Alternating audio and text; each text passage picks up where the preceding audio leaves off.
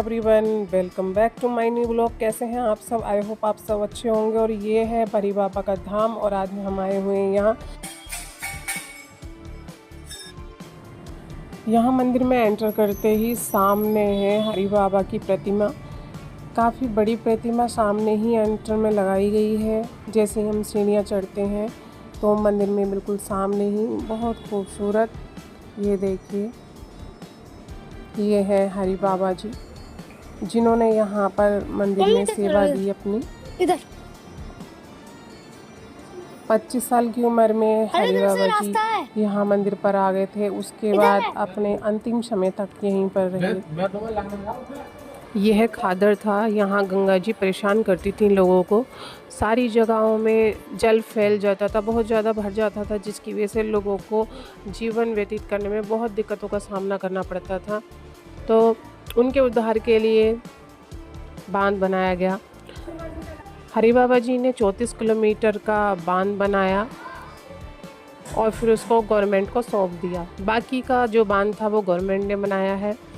ये सारी मिट्टी लोगों ने डाली, किसी मशीन का इस्तेमाल नहीं किया गया था। मेरी मम्मी जी बताती हैं कि वहाँ किसी गरीब का मतलब बहुत लोग गरीब थे जो वहाँ सेवा करते थे। सभी लोग जो दर्शन करने के लिए हरि बाबा धाम पर हरि बाबा के दर्शन के लिए जाते थे और मंदिर पर जाते थे, तो सभी लोग अपना अपना सहयोग देते थे और वहाँ सभी मिट्टी ज़रूर डाल कर आते थे, हाथों से, परातों से। सभी लोग थोड़ी थोड़ी मिट्टी का अपना योगदान देते थे और वहाँ बांध पर डालते थे, जिससे धीरे धीरे करके बांध का निर्माण किया गया। वहाँ किसी मशीन का इस्तेमाल नहीं किया गया था, सभी लोगों ने ही सहयोग से वहाँ पर काम किया।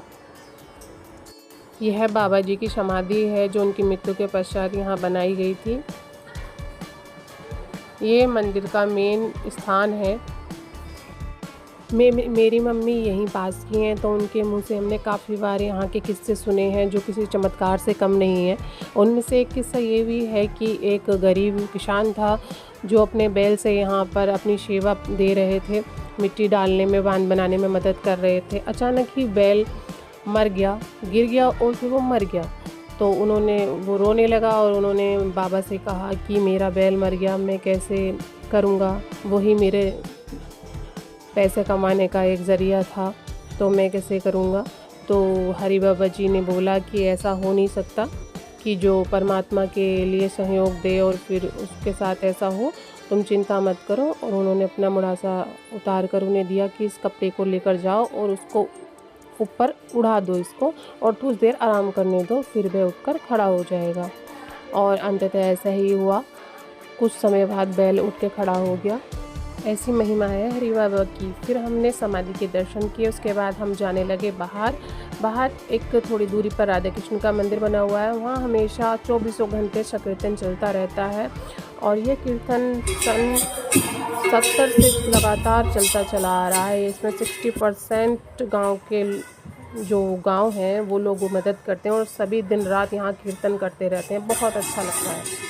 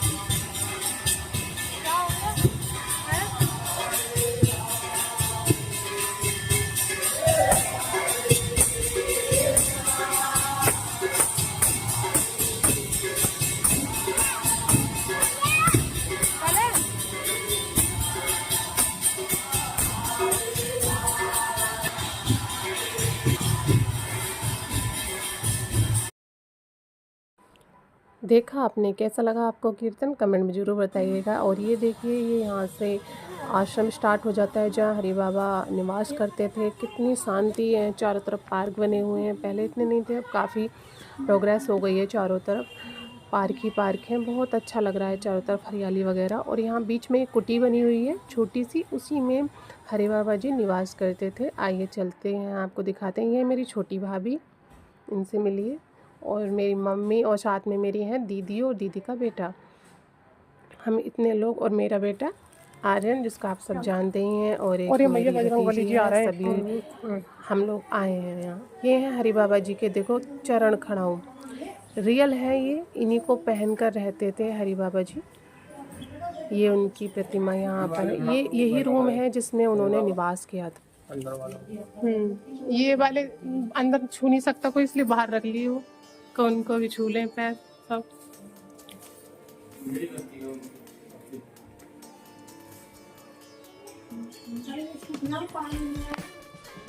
चलो बच्चे बाटी पीछे चलो, पीछे चलो बच्चे बाटी। बंदर मिल जाएंगे।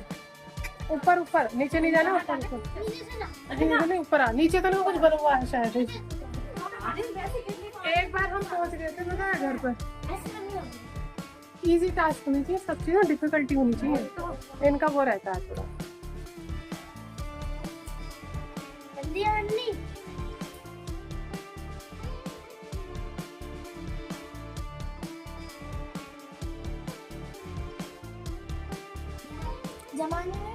देख लो वास्तव है इतने में।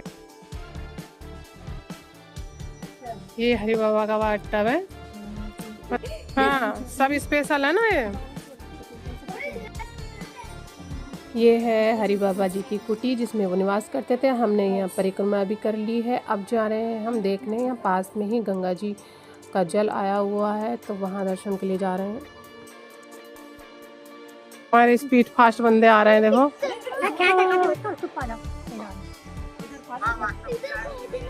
बंदर कहेगा तू खींच मेरी फोटो। इस पार्क में नहीं उतर सकते। ओरी मैया, ओरी मैया।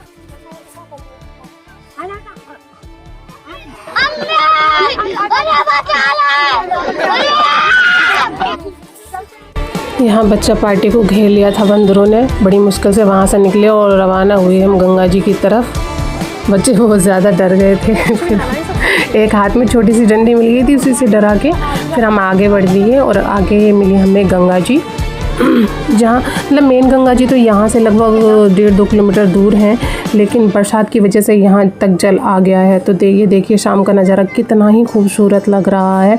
शाम का समय, हम लोग शाम के समय गए थे वहाँ मंदिर 6 बजे के समथिंग, और अभी ये 7 बजे होंगे समथिंग, और इतना अच्छा लग रहा है, मतलब सूरज छिपता हुआ बहुत ज़्यादा रिलैक्सिंग एकदम व्यू। हाँ वही तो मैं देख रही हूँ, पता है ऐसे अच्छा लगता है ना, हरियाली हरियाली। भाभी ऐसी जगह कुटी बना के रहे। चढ़ा दे, ऐसे चढ़ा दे फेंक के।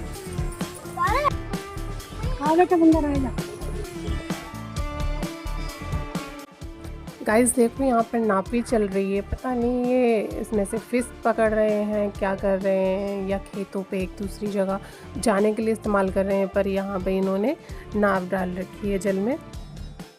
गाइस यहाँ बराबर में ही एक पार्क में जाकर हमने थोड़ी देर की अपनी वीडियो शूट, थोड़ी अच्छी वीडियो बनाई जो कि मैंने शॉर्ट वीडियो में डाली हैं, वहाँ जाके आप वॉच आउट कर सकते हैं। और उसके बाद हम चल दिए मामा जी के घर, क्योंकि मामा जी के यहाँ जो लास्ट टाइम मैंने ब्लॉग डाला था शादी का, उन्हीं की मुँह दिखाई करने के लिए हम आज उनके घर पर आए हैं। तो ये रही बहू रानी, इनकी हम मुँह दिखाई करने के लिए गए थे। शादी का ब्लॉग इनका मैं डाल चुकी हूँ, आप फुल वीडियो में जाके वॉच आउट कर सकते हैं।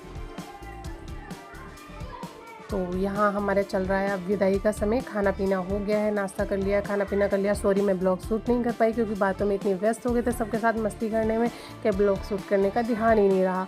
अब हम जा रहे हैं, इस टाइम में हमारी हो रही है विदा। तो अभी मुझे याद आया जस्ट कि मैंने ब्लॉग शूट नहीं किया, तो मैंने यहाँ से ब्लॉग शूट करना स्टार्ट कर दिया है। ये हमारी भाभी जी, छोटी भाभी जी,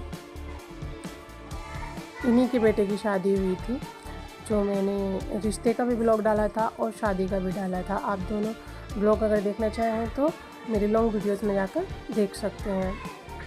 यहाँ हमारी मम्मी इनकी बुलगी बुआ जी, तो इनसे चल रही हैं इनकी बातें। और ये हमारी दीदी। फोकस, कैमरा पे फोकस करो, रेडी एक्शन, तिलक करो। मैं तुम्हारा सूट लूंगी यार तिलक का जरूर। तू तो मेरे ऐसे ऐसे सूट ले ले, मुझे पता भी ना तूने कब वो पर्स पे हाथ है मेरा। गाइस फाइनली फिर वही हुआ, दीदी से मस्ती करते करते मैं शूट करना ही भूल गई टीका करने का जो सीन था। वीडियो डाल रखी है तुझे वायरल करूंगी मैं तुझे।